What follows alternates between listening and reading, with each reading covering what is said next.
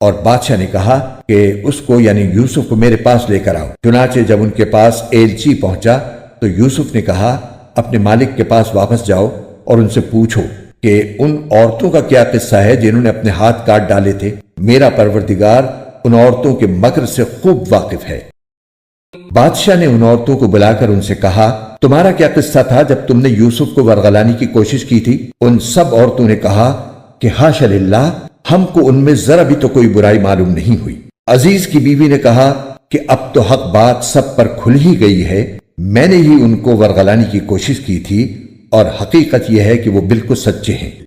یوسف کو قید خانے میں اس گفتگو کی خبر ملی تو انہوں نے کہا کہ یہ سب کچھ میں نے اس لیے کیا تاکہ عزیز کو یہ بات یقین کے ساتھ معلوم ہو جائے کہ میں نے اس کی غیر موجودگی میں اس کے ساتھ کوئی خیانت نہیں کی، اور یہ بھی کہ جو لوگ خیانت کرتے ہیں اللہ ان کے فریب کو چلنے نہیں دیتا۔ اور میں یہ دعویٰ نہیں کرتا کہ میرا نفس بالکل پاک صاف ہے، واقعہ یہ ہے کہ نفس تو برائی کی تلقین کرتا ہی رہتا ہے۔ ہاں، میرا رب رحم فرما دے تو بات اور ہے کہ اس صورت میں نفس کا کوئی داؤ نہیں چلتا۔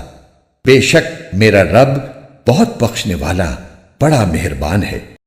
اور بادشاہ نے کہا کہ اس کو میرے پاس لے آؤ، میں اسے خالص اپنا معاون بناؤں گا۔ چنانچہ جب یوسف بادشاہ کے پاس آ گئے اور بادشاہ نے ان سے باتیں کی تو اس نے کہا آج سے ہمارے پاس تمہارا بڑا مرتبہ ہوگا اور تم پر پورا بھروسہ کیا جائے گا۔ یوسف نے کہا کہ آپ مجھے ملک کے خزانوں کے انتظام پر مقرر کر دیجئے، یقین رکھیے کہ مجھے حفاظت کرنا خوب آتا ہے اور میں اس کام کا پورا علم رکھتا ہوں۔ اور اس طرح ہم نے یوسف کو ملک میں ایسا اقتدار عطا کیا کہ وہ اس میں جہاں چاہیں اپنا ٹھکانہ بنائیں۔ ہم اپنی رحمت جس کو چاہتے ہیں پہنچاتے ہیں اور نیک لوگوں کے اجر کو ضائع نہیں کرتے۔